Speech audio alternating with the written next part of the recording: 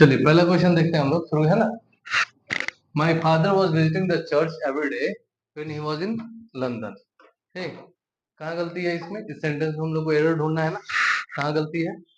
My father was visiting, ये कौन सा टेंस में गया? बोलते रहना है। माई फादर विजिटिंग कौन सा टेंस है? सब्जेक्ट प्लस वॉज या वर्ब प्लस बी फोर ना, तो वॉज या वर्ब प्लस बी फोर कौन सा टेंस हुआ? Past continuous. पास्ट कंटिन्यूअस में हम लोग ये सेंटेंस चला गया, जबकि हम कहना क्या चाहते हैं कि मेरे फादर जो है वो चर्च प्रतिदिन जाया करते थे। जब भी कभी यहाँ एवरीडे लग गया है सेंटेंस में, एवरीडे मतलब क्या? प्रतिदिन। और प्रतिदिन मतलब क्या? कोई भी चीज का किसी का आदत होता है, आदत है तब हम एवरीडे का प्रयोग कर रहे हैं। नहीं, सेंटेंस में एवरीडे का प्रयोग कब हो रहा है? जब वो किसी का आदत होता है। और आदत को बताने के लिए हम लोग किस टेंस का प्रयोग करते हैं?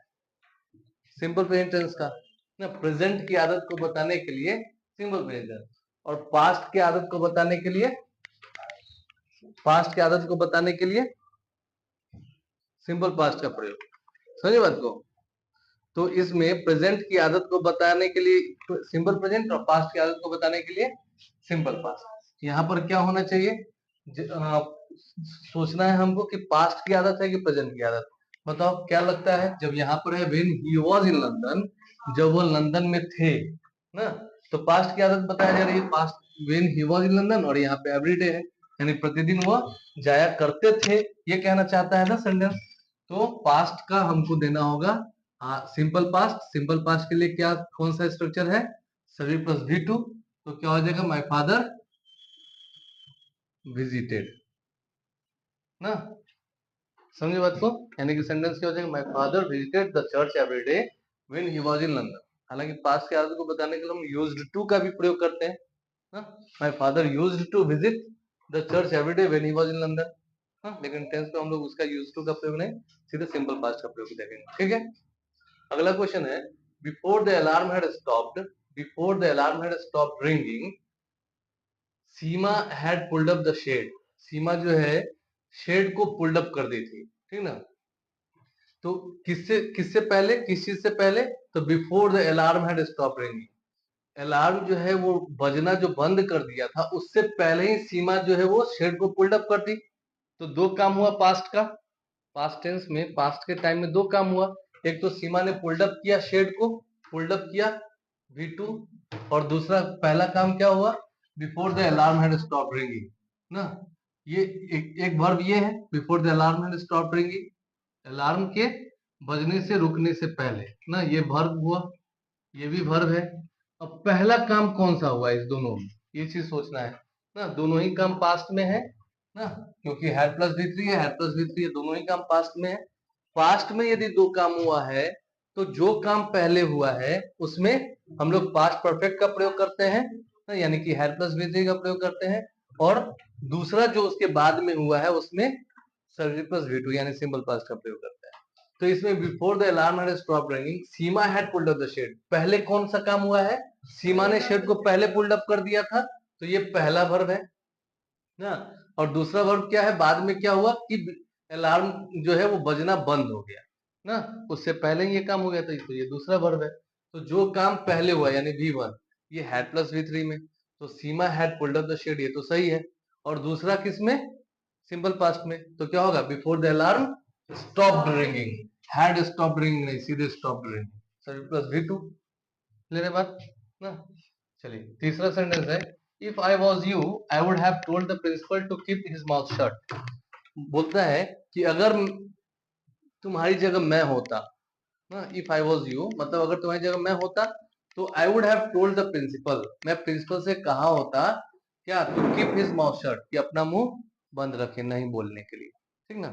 तो यहाँ पर क्या है, सबसे पहली बात कि इफ वाला जो सेंटेंस होता है, इसमें कंडीशनल सेंटेंस ऑफ पास्ट जो होता है उसमें आई के साथ में वर्ड का प्रयोग होता है। चाहे सब्जेक्ट कुछ भी रहे, ही शीट रहे, आई बी यू दे रहे, कुछ भी रहे ना, उसमें सब्जेक्ट के साथ में वॉज का प्रयोग ना करके वर्ड का प्रयोग होता है। पहली बात तो ये है ना। तो क्या हो जाएगा sentence? If I were you, अगर मैं तुम होते, यानी तुम्हारी जगह पे मैं होता ना, I would have told the principal, ऐसा करके मैं प्रिंसिपल से कहा होता। एक तो ये चीज, दूसरा चीज इसमें ये भी हो सकता है, देखो यहाँ पे दिया हुआ है आई would have told, would have plus V3, तो इससे स्ट्रक्चर एक याद आता होगा, वुड हैव प्लस V3 किस चीज में होता है, किस स्ट्रक्चर के साथ में, would have plus V3, last वाला जो कंडीशन सेंटेंस पढ़ाए थे, नहीं, वुड हैव प्लस V3, और उधर क्या होगा, if plus had plus V3, नहीं, तो if plus had plus V3, फिर बाद में would have, would have, should have, might have plus V3, तो इधर में क्या हो जाएगा, if I, if plus had plus V3, तो if I had plus V3, if I had been you, होने के लिए तो बी का ही प्रयोग करते हैं ना, होने के लिए बी का प्रयोग, और उसका V3 देंगे ना, स्ट्रक्चर क्या है, if plus had plus V3, और तब फिर इधर जाकर के would have, could have, या should have, या might plus have plus V3,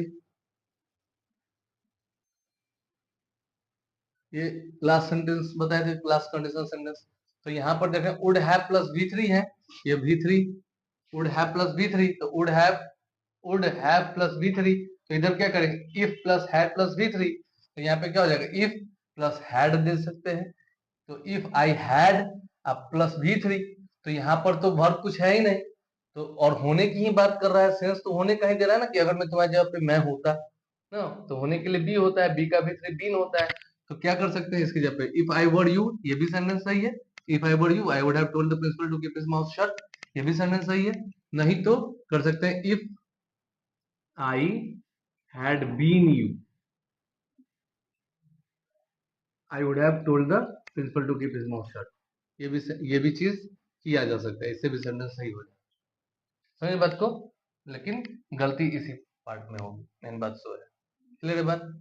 अगला सेंटेंस है, if I have had to work at the fountain for almost 10 hours before it could start functioning well, ठीक, तो क्या कहता है, जैसे ही हम सिंस या फॉर के साथ में टाइम देख रहे हैं ना, सिंस या फॉर के साथ में टाइम को देख रहे हैं, तो हमारे दिमाग में क्या आना चाहिए था, क्या आना चाहिए, प्रेजेंट परफेक्ट कंटिन्यूअस या पास्ट परफेक्ट कंटिन्यूअस ना, जैसा इंडिकेशन रहेगा उसके हिसाब से, एक तो ये चीज होना चाहिए, तो यहाँ पे हम प्रेजेंट परफेक्ट कंटिन्यूअस दे सकते हैं क्या, देखिए इफ आई हैव है, सॉरी आई हैव है, तो I have plus V4 plus आएंगे, बीन प्लस V4 प्लस आएंगे, मतलब V4, तो क्या होगा, इफ आई हैव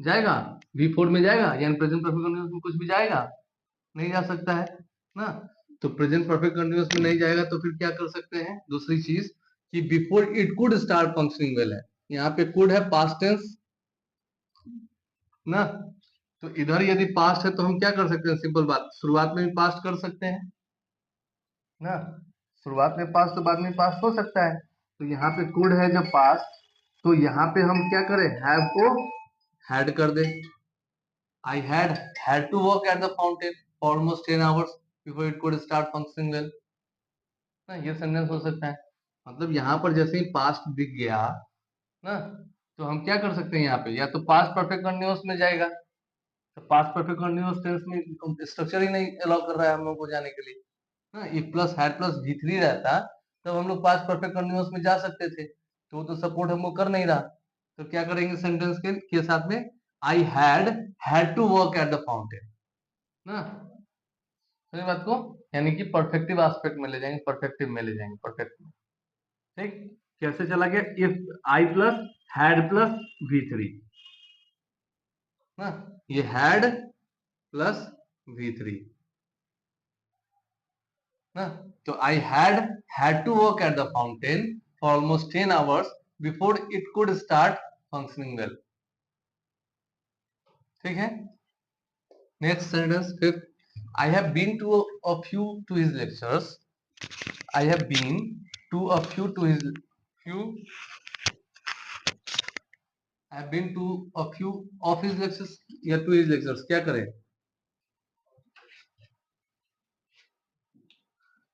चलिए दोनों देख लेते हैं, but understood little of what he has said, कहता है कि मैं उसके उसके कुछ लेक्चर्स को अटेंड किया हूँ, गया हूँ, वहां तक गया हूँ, तो उसके कुछ लेक्चर्स में, लेकिन ऑफ यू मतलब क्या होता है, पहले ये बात बता, रिवीजन कर लो। फ्यू ऑफ यू और द फ्यू होता है ना। फ्यू मतलब ना, संख्या में ना के बराबर। ऑफ यू मतलब संख्या में थोड़ा बहुत। और द फ्यू मतलब संख्या में कम, लेकिन जो जितना भी है वो पूरा का पूरा। ठीक ना। तो I have been to a few of his lectures, उसके कुछ लेक्चर्स में मैं गया हूँ, but understood little of what he has said, लेकिन समझा हूँ ना के बराबर। लिटिल मतलब ना के बराबर। जैसे ऑफ यू है तो वैसे लिटिल लिटिल द लिटिल होता है। लिटिल मतलब ना के बराबर ना, मात्रा में ना के बराबर। और लिटिल मतलब मात्रा में थोड़ा सा। और द लिटिल मतलब मात्रा में थोड़ा, पर जितना भी हो पूरा का पूरा ना। सेम टू सेम चलता है फ्यू मतलब संख्या में, और लिटिल मतलब मात्रा में ना। चलिए, तो I have been to a few of his lectures but understood little of what he has said, लेकिन समझा हूं ना के बराबर जो कुछ भी उसने कहा है। तो क्या होगा यहाँ पर, क्या लगता है, व्हाट ही, जो कुछ भी उसने कहा था, तो कहने का काम तो पहले ही हुआ है ना। कहने का काम तो पहले ही हुआ है, तो यहाँ पर क्या करना होगा, if what he had said, जो काम पहले होता है, जो काम पास्ट ऑफ पास्ट में जाता है, यानी कि पास्ट परफेक्ट का प्रयोग करते हैं। पास्ट परफेक्ट में हैड प्लस वी3 है, इसलिए व्हाट ही हैड सेड ना। I have been to a few of his lectures but understood little of what he had said, लेकिन समझाऊं ना के बराबर जो कुछ भी वो कहा है, जो कुछ भी वो कहा था, उसका ना के बराबर समझाऊं। हाँ, तो व्हाट ही हैड सेड बोल के करेंगे। ठीक है। फिर last sentence, if you will ओबे योर सुपीरियर्स, अगर आप अपने सुपीरियर्स को ओबे करते हो, सुपीरियर्स मतलब सीनियर्स को ना ओबे करते हो, तो you will not come to grief, तो आपको दुख नहीं होगा, आपको तकलीफ नहीं होगी। ठीक। तो ये सेंटेंस आप लोग को पहले भी आ चुका है ना।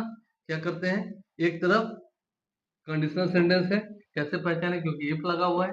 तो इफ वाले सेंटेंस, इफ वाले क्लॉज में ना हम लोग क्या करते हैं, सिंपल प्रेजेंट टेंस का प्रयोग करते हैं, और बाद वाले में सिंपल फ्यूचर का। ठीक। तो यदि सेंटेंस में इफ हो, इन केस हो, अनलेस हो, अनटिल हो, एज सून एज हो, एज लॉन्ग एज हो, ना प्रोहिबिटेड हो, प्रोवाइडेड हो, सॉरी प्रोवाइडेड हो, तो ऐसा कुछ भी होता है, तो यानी कि वो कंडीशनल सेंटेंस है, व्हेन भी हो तो ना। तो ये सारा चीज कंडीशनल सेंटेंस के को इंगित करता है कि नहीं कंडीशनल सेंटेंस है। तो कंडीशनल सेंटेंस यदि होता है, तो हम लोग दोनों तरफ फ्यूचर फ्यूचर का प्रयोग नहीं करते हैं, क्या करते हैं, जिसमें कंडीशनल क्लॉज है उसमें सिंपल सिंपल प्रेजेंट टेंस ना, और बाकी दूसरे वाले में सिंपल फ्यूचर। तो if you obey your superiors करना होगा ना, फिर you will not come to grief, तब तुमको तकलीफ नहीं आएगी, पहुंचेगी। फिर बात, ये आप लोग को 6 क्वेश्चंस सॉल्व करके दिखाया गया है, बार बार देखिए समझिए ना, और जब तक नहीं समझ में आए तब तक देखते रहिए। ठीक है, मिलते हैं अगले वीडियोस में अगले क्वेश्चंस के साथ।